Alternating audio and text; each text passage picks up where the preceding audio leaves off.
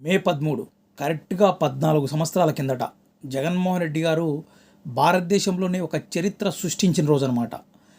కేంద్రంలో రాష్ట్రంలో అధికారంలో ఉన్న పార్టీని విభేదించి, ఆ పార్టీ నుంచి బయటకొచ్చి కేసులు పెడతాం, నిన్ను తొక్కుతాం, నిన్ను ఏదైనా చేయగలమని వాళ్ళు వాగ్దాటిగా జగన్మోహన్ రెడ్డిని అడ్డుకట్ట వేయడానికి ప్రయత్నాలు చేసినప్పటికీ కడప ఎంపీగా ఇండిపెండెంట్‌గా పోటీ చేసి దాదాపు 5,45,672 ఓట్లు సంపాదించిన రోజు మే విధంగా దేశంలోనే ఒక సంచలనంగా మారిపోయింది. దేశం మొత్తం జగన్మోహన్ రెడ్డి వైపు చూడడం జరిగింది. ఒక నాయకుడిని అభిమానం వస్తే ప్రజలు ఇంత పిచ్చిగా అభిమానిస్తారా అని కూడా ఆశ్చర్యాన్ని కలిగించింది నిజంగా అయితే కూడా.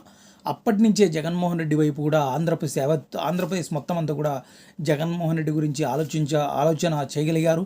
సో కాబట్టి అప్పటి నుంచి జగన్మోహన్ రెడ్డి మీద ఎన్నో ఆశలు పెట్టుకున్నారు. అంటే రాజశేఖర రెడ్డి గారి తర్వాత ఆ కుటుంబం నుంచి ఆయన తనయుడు బయటకు వస్తున్నాడు.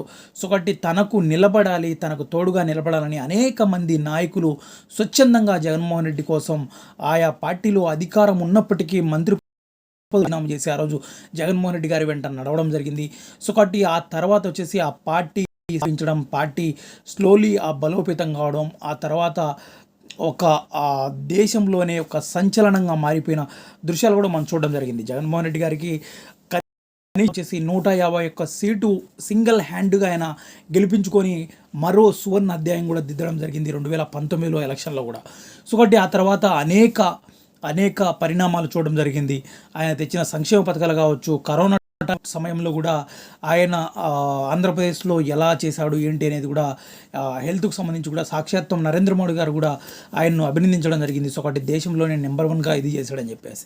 సో ఒకటి ఆ తర్వాత అనేక పరిణామాల తర్వాత జగన్మోహన్ రెడ్డి ఏదైతే సంక్షేమ పథకాల ద్వారా ఒక గ్రామాలలో సచివాలయాలు తీసుకురావడం, వాలంటీర్స్ వ్యవస్థను సృష్టించడం, కాబట్టి అక్కడ చేసిన విభిన్నమైన ఆ పరిపాలనలో నిజంగా ఎన్నో మార్పులు జగన్మోహన్ రెడ్డి గారు ప్రజలకు పాలన దగ్గరికి అందించారు. సో కాబట్టి ప్రజలకు డైరెక్ట్గా బ్యాంక్ ఖాతాలలో వాళ్ళకు వచ్చిన డబ్బు తీరు కావచ్చు నిజంగా దేశంలోనే ఒక చరిత్రగా మిగిలిపోయింది. ఆ తర్వాత 2023లో ఎలక్షన్లో మటుకు చాలా భారీగా చాలా తీవ్రంగా ఓటమి చెందడం అనేది నిజంగా చాలా నిరాశను కలిగించింది. ఎంతైతే నిరాశను కలిగించిందో కోలుకొని ఈసారి మళ్ళీ కూడా అధికారంలోకి రావడానికి ప్రయత్నాలు చేస్తున్న తీరు చూస్తే నిజంగా ఒక నాయకుడికి ఉండే లక్షణాలు బలంగా కనిపిస్తున్నాయి.